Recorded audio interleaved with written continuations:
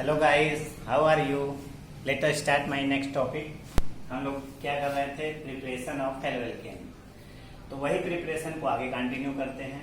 Video तक बहुत ज़्यादा लंबा ना हो जाए, इसलिए हम लोग छोटा छोटा पार्ट में वीडियो बनाए, आप लोग को पढ़ने में भी आसानी हो, एक साथ ज़्यादा लंबा वीडियो ना देखें। चलिए उसके आगे हम लोगों ने इसके पहले हून से डीगर रिएक्शन पढ़ा था, और अगर कोई इस वीडियो को देख रहा है तो प्लीज़ इससे पहले वाला वीडियो कंटिन्यू कर लीजिएगा, तो आपको क्लियर हो जाएगा।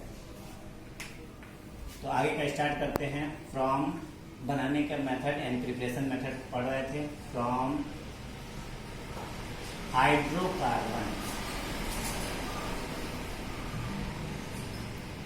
यानी हम लोग हाइड्रोकार्बन से कैसे बनाएंगे। Hydrocarbon means hydrogen and carbon combined रूप से हाइड्रोकार्बन कहलाते हैं। हाइड्रोकार्बन में सैचुरेटेड भी आते हैं और अनसैचुरेटेड भी आते हैं। सैचुरेटेड में एल्केन सारे आ जाएंगे, अनसैचुरेटेड में एल्कीन और एल्काइन आते हैं। फिलहाल हम लोग पहले सैचुरेटेड हाइड्रोकार्बन में फ्रॉम एल्केन करते हैं, जो कि सैचुरेटेड है। फ्रॉम एल्केन, एल्कीन और एल्काइन से भी आगे हम बनाएंगे। अब एल्केन का क्या करेंगे हम लोग? हैलोजिनेशन। क्या करेंगे? हैलोजिनेशन। हैलोजिनेशन का मतलब क्या होता है? हैलोजिनेशन का मतलब होता है कि हैलोजन से उसकी रिएक्शन कराना। हम लोग 11th में पढ़े थे, अगर हैलोजिनेशन आपको कराना है तो सनलाइट नेसेसरी होती है, या अगर सनलाइट नहीं है हाई टेम्परेचर ले सकते हो आप, वो भी नहीं है पेरोक्साइड ले सकते हो। ये सब चीज़ें फेवरेबल कंडीशन होती है होमोलिसिस की, जो कि हम लोग 11th में पढ़े हैं मैकेनिज्म में। यहाँ हम लोग सिर्फ हाइड्रोकार्बन का हम हैलोजिनेशन करेंगे। और अगर आप भूल रहे हैं तो 11th वाले क्लास में देख लीजिएगा, फ्री रेडिकल सब्स्टिट्यूशन रिएक्शन दिया हो, उसमें हम लोग पढ़ लेंगे। अदरवाइज 11th का जब वीडियो बनेगा तो उसमें चेक कर लीजिएगा। चलिए हम लोग स्टार्ट करते हैं हैलोजिनेशन। जैसे कि हम लोग CH4 मीथेन लेते हैं, इसको हम लोग क्लोरीन से रिएक्शन कराते हैं। अगर कुछ नहीं कहा तो आप एक एच हटा के, जैसे कि आप ऐसे लिख सकते हो इसे CH3H, और Cl को कैसे तोड़ सकते हो? इस तरह से। अब आप या तो लगभग 500 या 500 से 700 डिग्री सेल्सियस टेम्परेचर दे सकते हो। कहीं कहीं टेम्परेचर कम ज़्यादा थोड़ा बहुत होता है, लेकिन हाई टेम्परेचर इसी पे है। या सनलाइट, उसको HNU कहते हैं, या पेरोक्साइड ले सकते हैं। ऐसी स्थिति में क्या होगा? बॉन्ड इसका भी टूटेगा। कैसे टूटेगा? फ्री रेडिकल की तरह। और इसका भी बॉन्ड टूटेगा। कैसे टूटेगा? फ्री रेडिकल की तरह। ये दोनों आपस में जुड़ जाएंगे तो क्या बन जाएगा? ये दोनों एक एक इलेक्ट्रॉन लेके एक बॉन्ड बनाते हैं, HCl बना लेगा। फिर CH3 का Cl एक प्रोडक्ट, मेन प्रोडक्ट क्या बना? Methyl chloride. और क्या बना? अगर क्वेश्चन देखिए, जो कंपटीशन का, ये तो बोर्ड का हो गया। मान लीजिए आपसे कह दिया कि सनलाइट के प्रेजेंस में ये एटलीस्ट यहाँ भी लेना है आपको, सनलाइट के प्रेजेंस में ये रिएक्शन कराएं, क्या बनेगा? चलिए आप कर दिए। लेकिन क्वेश्चन ऐसे नहीं देता है। क्वेश्चन या तो इसको एक्सेस में कह दिया या इसको एक्सेस में कह दिया। अब देखिए, अगर कह रहा है, कुछ नहीं कहा तब तो हमने वो बना दिए, लेकिन अगर उसने कहा कि एक्सेस में हमने क्लोरीन लिया, तो ऐसी कंडीशन में अगर क्लोरीन ज्यादा हो गया तो बताइए क्या हो सकता है? क्लोरीन ज्यादा का मतलब जितनी चाहिए उतना लीजिए। CH4 के पास 4 ऐसे बॉन्ड हैं जो सिंगल बॉन्ड, और चारों बॉन्ड को हम ब्रेक कर सकते हैं। और हमने देखा कि एक बॉन्ड टूटा था तो एक HCl निकला था, और 2 क्लोरीन यानी Cl2 की जरूरत लगी थी। ऐसे 4 बॉन्ड है तो हमें 4 Cl2 की यहाँ पे जरूरत लगी, यानी 4 Cl2 लगेगा। अगर आपने 4 Cl2 दे दिया तो सारे HCl बन जाएंगे। एक एक स्टेप होता जाएगा। जैसे फॉर एग्जांपल पहले स्टेप में क्या बनेगा? CH3Cl साथ में HCl। फिर आगे कंटिन्यू रिएक्शन होगी। Cl2 आपने लिया ही है, फिर ले लिया, और कैटलिस्ट वही आपका CH2 Cl2, फिर आगे ले लिया आपने Cl2। ये सब सनलाइट HNU दे सकते हैं आप साथ में। क्या हो गया? फिर आगे कंटिन्यू करने पर CH Cl3, फिर आगे कर दिए Cl2, सनलाइट के प्रेजेंस में क्या बन गया? CCl। अगर टोटल HCl एक साथ लिख दें, पूरे हर स्टेप में निकल रहा था, एक साथ लिख दिया। तो कंपटीशन में ये क्वेश्चन पूछेगा कि क्लोरीन एक्सेस बनी है तो क्या। अगर आपने ये प्रोडक्ट बनाया तब भी रॉन्ग, ये प्रोडक्ट बनाया तब भी रॉन्ग, अगर ये बताया तो सही। सिमिलरली अगर हम लोग C2H6 लें और उसने क्या दिया कि क्लोरीन एक्सेस में, इसमें भी वही चीज, जितने H हैं सारे सब्स्टिट्यूट होंगे, तो हमें 12 Cl की जरूरत लगेगी। एक बार में हम ले रहे हैं 12 Cl की जरूरत लगेगी, तो चूंकि 6HCl निकलेगा, 12 का मतलब 6Cl2 हम ले लेंगे तो हो जाएगा। तो C2Cl6 बना और साथ में 6Cl। इसको हम लोग बोलते क्या है, ये कैम्फर है आपका। कैम्फर मीन्स होता है कपूर, यानी आपसे अगर पूछा कपूर कैसे बनाएंगे प्रयोगशाला में या औद्योगिक विधि, तो आप कहेंगे C2H6 लेके क्लोरीन को अधिकतम ले लेंगे तो हमें क्या मिल जाएगा, कैम्फर। बहुत इंपॉर्टेंट रिएक्शन है, नोट डाउन, नोट करके फिर हम आगे चलते रहेंगे। स्क्रीनशॉट लेते रहिए आप, ताकि नोट्स भी इसी में आपको मिल जाएगा। ये एल्केन का हो गया। एल्केन में भी कुछ चीजें अभी आपको देखना है, यही चीज अभी कंटिन्यू चल रहा है।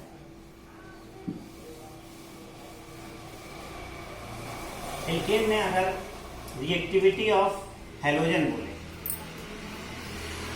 कभी कभी क्वेश्चन आ जाता है रिएक्टिविटी ऑफ हैलोजन, जैसे आपसे कहा गया, मतलब हैलोजन तो कई हो सकते हैं, क्लोरीन, क्लोरीन, ब्रोमीन, आयोडीन, कौन सा सबसे ज्यादा रिएक्टिव है, तो F2, फिर Cl2, फिर Br2, फिर I2। ये जो F2 है, ये I2 है, देखिए ये इतना एक्सोथर्मिक रिएक्शन इसकी होती है, एक्सोथर्मिक इतना ज्यादा एनर्जी निकलता है, एक्सप्लोसिव जिसको कहते हैं, कि कार्बन कार्बन के बॉन्ड को ब्रेक कर देता है। कौन, फ्लोरीनेशन अगर कराएं, फ्लोरीन से रिएक्शन, फ्लोरीनेशन, क्लोरीन से रिएक्शन, फ्लोरीनेशन, ब्रोमीन से रिएक्शन, ब्रोमिनेशन, आयोडीन से रिएक्शन, आयोडीनेशन।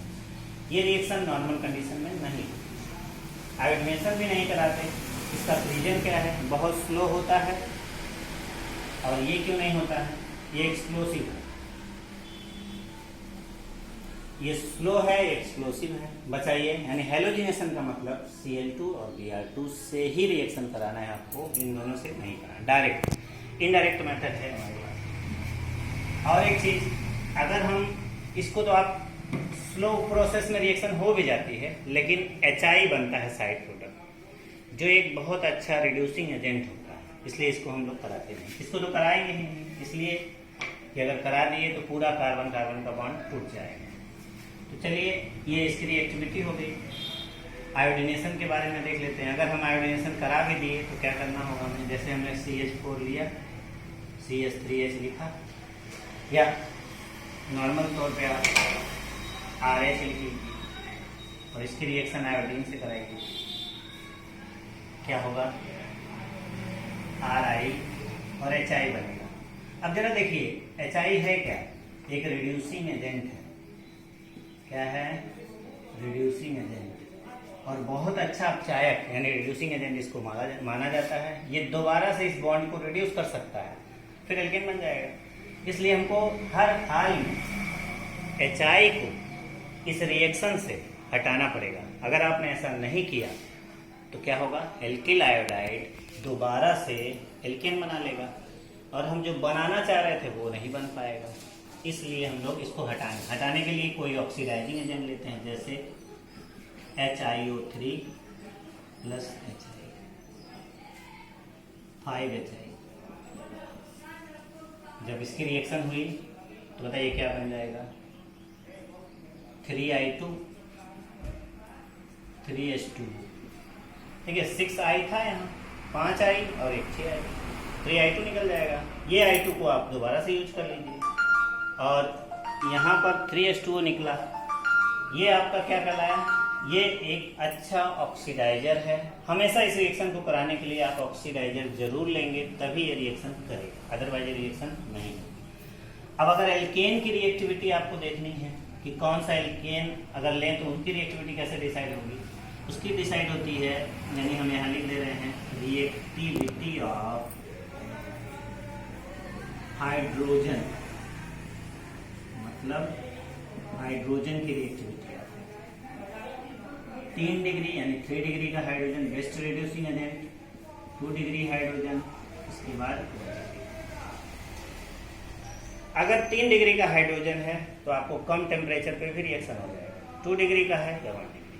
लेकिन एक चीज प्रॉब्लम है कि अगर 2 टाइप के हाइड्रोजन है तब क्या करें। जितने टाइप के हाइड्रोजन है याद रखिए उतने टाइप का एल्किल हैलाइड बनाएंगे।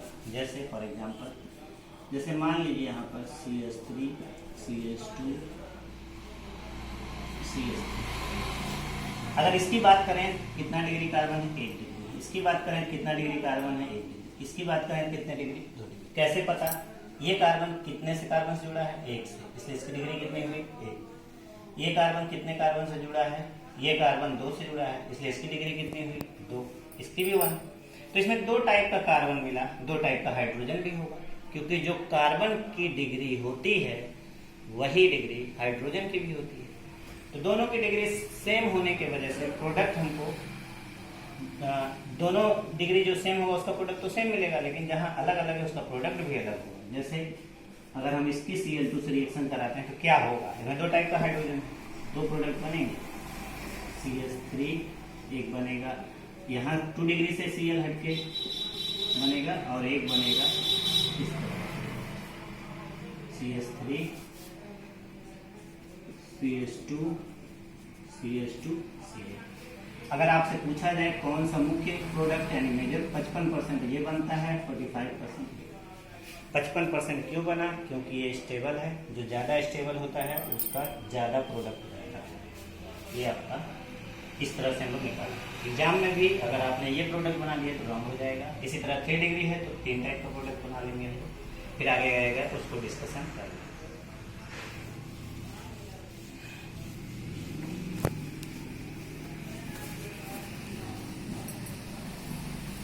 अब देखिए प्रॉब्लम ये है कि हेलोजिनेशन में हम लोग क्लोरीनेशन तो और ब्रोमिनेशन तो करा लेंगे, बचा आयोडीनेशन और क्लोरीनेशन। क्या हम करा ही नहीं सकते, एकदम करा सकते हैं, पर उसका डायरेक्ट मेथड नहीं है, इनडायरेक्ट मेथड है। जैसे इसके लिए कुछ रिएक्शन का नाम है स्वाट रिएक्शन। ये रिएक्शन डायरेक्ट फ्लोरिनेशन तो नहीं होगा, इनडायरेक्ट फ्लोरिनेशन कराता है, जिससे हम एल्किल क्लोराइड बनाते हैं, उसे स्वाट रिएक्शन कहते हैं। जैसे एग्जांपल के लिए स्वाट रिएक्शन किसको कहेंगे, जैसे आपको पहले से बना हुआ एल्किल हैलाइड है, इस हैलोजन का मतलब या तो क्लोरीन होगा या ब्रोमीन होगा, ये तो बना ही सकते हैं जो कि पहले हम लोग बनाए हैं। फिर दूसरा इसकी रिएक्शन किससे करा दो आप, इसकी रिएक्शन AgF या Hg2F2 से कराओ तो क्या होगा, हैलोजन एक्सचेंज होगा, ये इसकी जगह पे जाएगा, ये इसकी जगह पे जाएगा, तो RF बन गया, ये बना AgX, और यहाँ भी X का मतलब वही होगा। अगर आपने क्लोराइड लिया है तो क्लोरीन और ब्रोमाइड लिया है ब्रोमीन, इस तरह से बना। अगर Hg2F2 से कराया तो इसमें आपको 2 मोल लेना पड़ जाएगा, इसके 2 मोल लेना होगा, RX Hg2 2 मोल लेके कराएंगे हम, और 2 मोल लेंगे तो इसमें भी वही हैलोजन एक्सचेंज मेथड है एक तरह का, 2RF Hg2X2। इसको शॉर्ट में हम हैलोजन एक्सचेंज मेथड कह सकते हैं, क्योंकि आपने देखा कि इसमें सिर्फ हैलाइड एक्सचेंज हो रहा है, यानी हम लोग डायरेक्ट हैलोजिनेशन फ्लोरिनेशन नहीं करा रहे, इनडायरेक्ट करा रहे हैं। पहले से बना हमको क्लोराइड या ब्रोमाइड प्रेजेंट है, उसको हम लोग इस इन कैटलिस्ट से रिएक्शन करके, ये मरकरी फर्स्ट फ्लोराइड इसको कहेंगे, इसको सिल्वर फ्लोराइड कहेंगे। मरकरी ऑक्सीडेशन स्टेट के आधार पे है, फर्स्ट मर्क्यूरस फ्लोराइड भी कह सकते हैं, फ्लोराइड इसका नाम है। तो ये हो गया। अब आयोडीनेशन कैसे कराएंगे, इसका नाम आयोडीनेशन कराने के लिए उसका नाम है फिंकल स्टेन रिएक्शन। क्या नाम है, फिंकल स्टेन रिएक्शन। ये भी हैलाइड एक्सचेंज है, पर इस मेथड से आयोडीन नहीं बना सकते और इस मेथड से फ्लोरीन नहीं बना सकते, मतलब ऐसे क्लोराइड बना। तो इसमें क्या करना, कैटलिस्ट अलग, एल्किल हैलाइड लीजिए। इसका मतलब यहाँ भी पहले से क्लोराइड या ब्रोमाइड होना चाहिए, और इसकी रिएक्शन हम लोग किससे करा दें, NaI और एसीटोन। थोड़ा सा हीटिंग लगेगा, चाहो तो कर सकते हो, नहीं भी करोगे तो हो जाएगा। एसीटोन का यूज क्या है, वह एक विलायक है, सॉल्वेंट।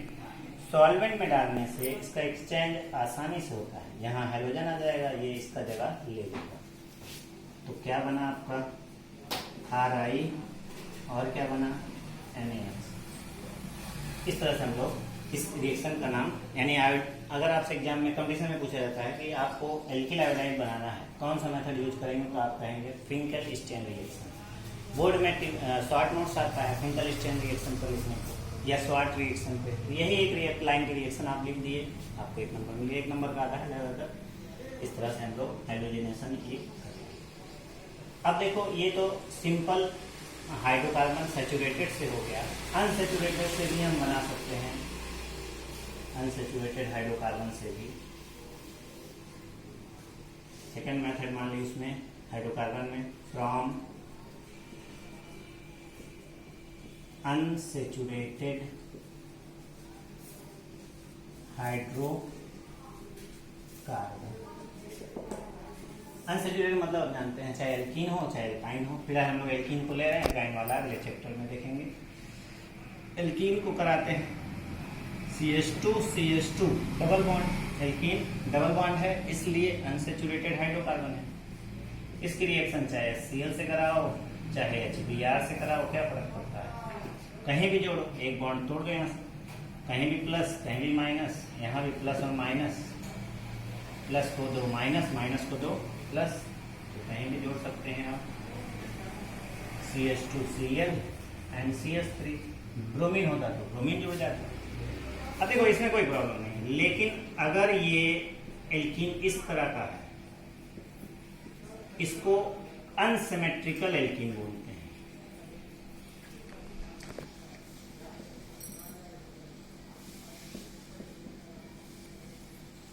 इसकी रिएक्शन अगर हम लोग मान लो HBr से करा दिए, सपोज करो, HCl से भी करा सकते हैं, इसी से करा दो। अब इसमें चाहे जहां, जैसे यहाँ चाहे इसको Cl देते चाहे इसको, कोई फर्क नहीं है, पर यहाँ ऐसा नहीं है। यहाँ आप Cl या Br को वहां जोड़ेंगे जहां हाइड्रोजन कम है। अब देखो, इन डबल बॉन्ड के पास ही जुड़ना है, लेकिन कहाँ जोड़ेंगे, जहां हाइड्रोजन कम है। यहाँ 1 हाइड्रोजन है, यहाँ 2 हाइड्रोजन, कहाँ जोड़ेंगे, जहां हाइड्रोजन कम है। ये रूल कहलाता है मार्कोनी-काफ का नियम। अगर एग्जाम में आता है मार्कोनी-काफ का नियम क्या है, तो आप बोलेंगे असम्मित एल्कीन, अनसिमेट्रिकल एल्कीन भी बोलते हैं उसको। असम्मित क्यों है, क्योंकि डबल बॉन्ड के एक साइड में CH3 है, एक साइड में नहीं है, इसलिए असम्मित है। ये देखो सम्मित है, दोनों तरफ कुछ नहीं है, सेम सेम है। असम्मित एल्कीन पर असम्मित रिएजेंट जब आक्रमण करता है, तो रिएजेंट का नेगेटिव पार्ट उस कार्बन के पास जाता है जहां हाइड्रोजन की कमी होती है। अब इसलिए हम इसको मार्कोनी-काफ बोलते हैं। CH3 CH Br and CH। अगर आप इंग्लिश मीडियम के स्टूडेंट हो तो भी डेफिनेशन होगा, negative part of adding molecule goes to that doubly bonded carbon which have minimum number of. आप इस डिफिनेशन को लिख सकते हो एग्जाम में। ये तो हो गया हमारा अकॉर्डिंग टू मार्कोनी-काफ रूल। लेकिन एंटी मार्कोनिक भी लगता है, वो कब लगता है, वो भी बहुत इंपॉर्टेंट है।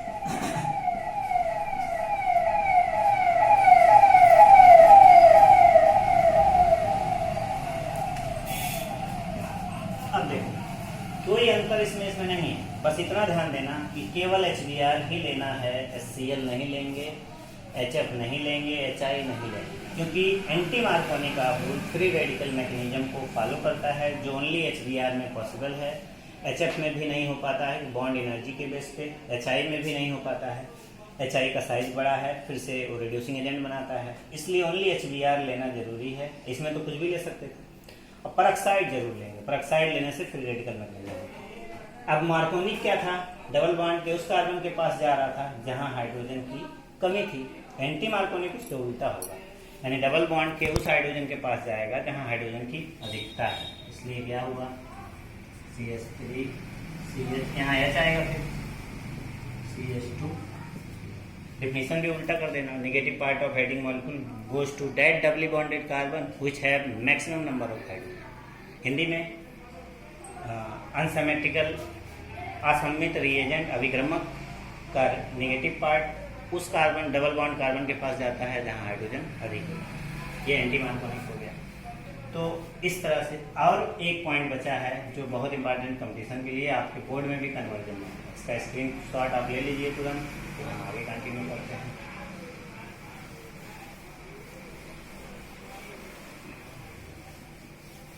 ये कंपटीशन के लिए बहुत इंपॉर्टेंट है, allylic substitution.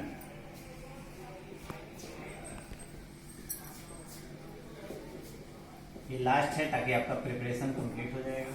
Allylic substitution, allylic क्या होता है हम पहले डिस्कस कर चुके हैं। अब जिसको नहीं समझ में आ रहा पहला वीडियो देखेगा फिर दूसरा देखेगा, दोनों में डिस्कस है।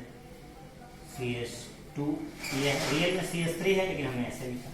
हमने बताया था ये पोजीशन विनाइलिक है और ये पोजीशन एलाइलिक है। ये हाइड्रोजन एलाइलिक हाइड्रोजन हो गया। अब ऐसा कैटलिस्ट लेना है जो केवल इसी पे अटैक करे, यहाँ पे देखो HCl HBr लेंगे तब तो यहाँ अटैक कर देगा, लेकिन हमने लिया सपोज करिए Cl2 या Br, दोनों ले सकते हो। टेम्परेचर लगभग 700-700 डिग्री सेल्सियस तक आप ले जा सकते हो, 500 से 700 उसके बीच में है। इसका कोई झगड़ा नहीं, किसी बुक में कुछ किसी बुक में कुछ, इसलिए हम रखते थे। तो क्या होगा, अब ये हो गया फ्री रेडिकल सब्स्टिट्यूशन। पहले इस पे जो अटैक हो रहा था वो एडिशन रिएक्शन था, इस वजह से free radical substitution single bond पे होता है, इसलिए Cl2 या Br2 जो अटैक करेगा यहाँ नहीं करेगा, यहीं करेगा, एलाइलिक पोजीशन। और दूसरा रीजन ये भी है कि अगर हम यहाँ से बॉन्ड तोड़ते हैं तो ये बनता है फ्री रेडिकल, और फ्री रेडिकल रेजोनेंस कर जाएगा यहाँ से यहाँ तक। रेजोनेंस क्या होता है, अनुनादी पोजीशन है, अनुनादी स्थान जिसको हिंदी में कहते हैं। रेजोनेंस कैसे होगा, अब जैसे यहाँ पर अगर रेजोनेंस का मतलब होता है चार्ज पार्टिकल का एक जगह से दूसरे जगह स्थानांतरण, जैसे ये फ्री रेडिकल है तो ये भी फ्री रेडिकल बनेगा। सपोज करो हम दूसरा ये बना दिए फ्री रेडिकल, अब ये दोनों मिलकर डबल बॉन्ड, यानी हम कह सकते हैं, और यहाँ बन गया फ्री रेडिकल। फ्री रेडिकल एक जगह से दूसरी जगह घूम गया। जैसे आपको कहें बहुत आपके पास एनर्जी है, 2 किलोमीटर अगर दौड़ा दें तो आप भी थक जाओगे, वैसे चार्ज यहाँ से यहाँ आ गया यानी ये भी थक गया, स्टेबल हो गया। अगर स्टेबल हो गया अब उससे प्रोडक्ट बना सकते हैं। तो हम लोग केमिस्ट्री में हरदम स्टेबल करके इंटरमीडिएट को तब प्रोडक्ट बनाते हैं, इसलिए स्टेबल ज़्यादा है। आप कहेंगे नहीं हम यहीं से तोड़ेंगे, अगर हम यहाँ पे बॉन्ड जोड़ते तो क्या होता, जैसे मान लो Cl आता है यहाँ जुड़ गया तो ये क्या बनता, या तो 1 डिग्री बनता, अगर दूसरा Cl यहाँ जोड़ते या तो 2 डिग्री बनता। तो 2 डिग्री से ज़्यादा स्टेबल रेजोनेंस होता है, इसलिए ये ज़्यादा स्टेबल था, यहीं से हमको प्रोडक्ट भी बनाना, इसलिए हम लोग यहीं से तोड़ेंगे। फिर आगे डिस्कशन इस पर होगा, फिलहाल हम लोग प्रोडक्ट यहाँ लिख दे रहे हैं CH2। और किसी को कन्फ्यूजन रहेगा वो फिर से कमेंट में बोलेगा, क्लियर हो जाएगा। और साइड प्रोडक्ट HCl, अगर Br होता तो Br जुड़ता। और एक कैटलिस्ट होती है जो सबसे ज़्यादा कंपटीशन में पूछा जाता है, उसका नाम है NBS। NBS तो कहते हैं N ब्रोमो सक्सीनामाइड। इसका स्ट्रक्चर अगर देखेंगे आप, CH2 CH2 CO N Br CO N bromo succinimide. Exam में अगर ये लिखा है NBS लिख के ज़्यादा आता है, स्ट्रक्चर में बना दिया, इसका नाम N ब्रोमो सक्सीनामाइड। ये डायरेक्ट एलाइलिक पे जुड़ता है, फिर आपको कुछ नहीं सोचना और कहीं अटैक भी नहीं करेगा, स्पेशल कैटलिस्ट है इस रिएक्शन का, और ब्रोमीन ही बन सकता है और कुछ नहीं बनेगा।